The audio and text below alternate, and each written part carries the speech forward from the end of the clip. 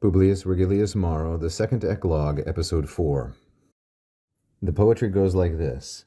Nunc etiam pecudes umbras et frigere captant.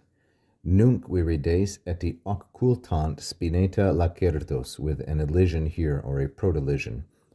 Thestilis et rapido fessis mesordribus aestu. Alia serpilim querbas contundit ulentis. And here's another elision. If you want to see how the poetry scans more specifically, it would be like this. Nunc eti am pecu des bras et frigora captant. So we have dactyl, dactyl, spondy, spondy, dactyl, and then a long and unkeps. The second line, like this. Nunc virides eti occultant spi ne ta la care tos. So we have a dactyl, then a spondy. Notice elision. Remember that elision happens when the preceding word ends with a vowel or an M, and the following word begins with a vowel or an H. So there are 4 different ways, therefore, that elision can take place.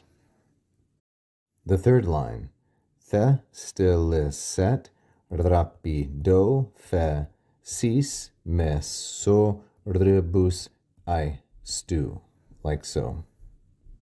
And the final line, alia serpilum quer, like so, elision, bas contundit olentis.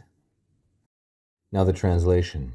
Even now, the livestock, pecudes, here is our subject in the feminine plural and nominative.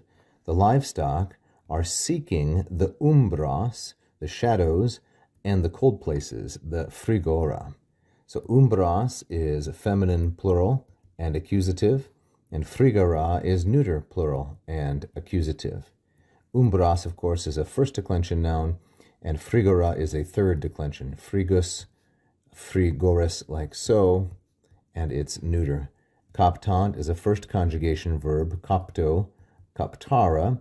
It is similar in meaning to capio, capere, but whereas capio means to take, captara means to keep taking. So the livestock are heading for the shadows and the cool places.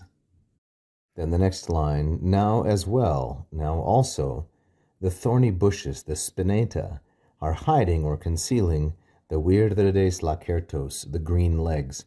This would be the green legs of the creatures like the lizards. Here is an image of an Italian lizard.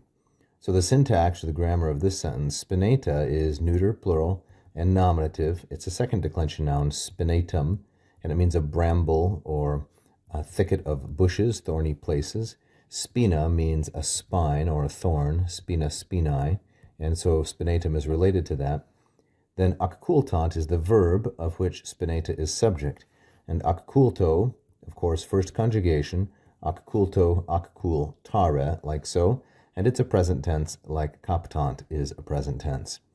The object of occultant is lacertos, masculine, plural, and accusative. Second declension noun, it means legs, and modified by the third declension adjective virides, green legs. The third line in this selection, which is actually line 10 of the poem, begins with thestilis. And thestilis is feminine singular and nominative.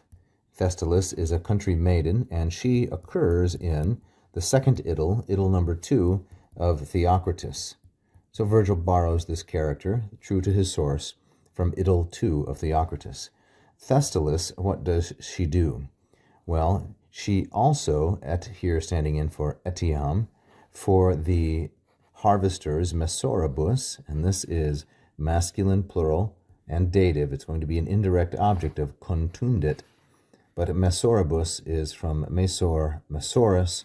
It's a third declension noun, masculine, and it means someone who harvests.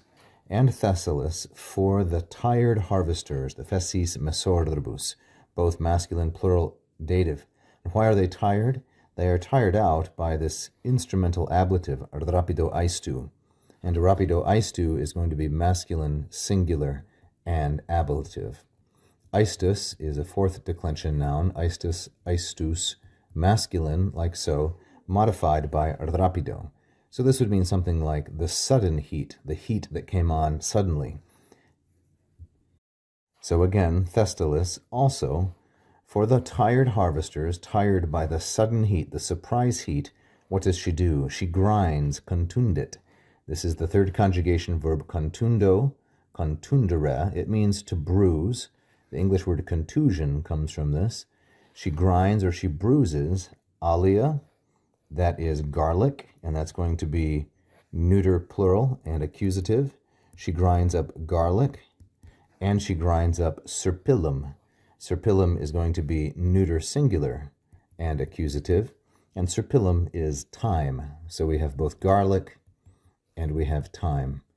She grinds or bruises garlic and thyme. She does this for the tired harvesters. And then we have herbas olentis. Herbas olentis, feminine, plural, and accusative. Now, why feminine? A feminine noun all of a sudden? It is for this reason. Herbas olentis stands in opposition. Did I say opposition? Excuse me. Apposition, like so. Stands in apposition to alia serpillum. So she bruises garlic and thyme for the tired harvesters, and these are the fragrant herbs. Olentis is from the verb oleo, which means to give off a smell. And this form here, although it ends in I, it's a long I, and that's why it is accusative. Thank you for watching. I hope you enjoyed that free lesson. Please like and subscribe, hit the bell. You can also become a patron at patreon.com/LatinPerDiem.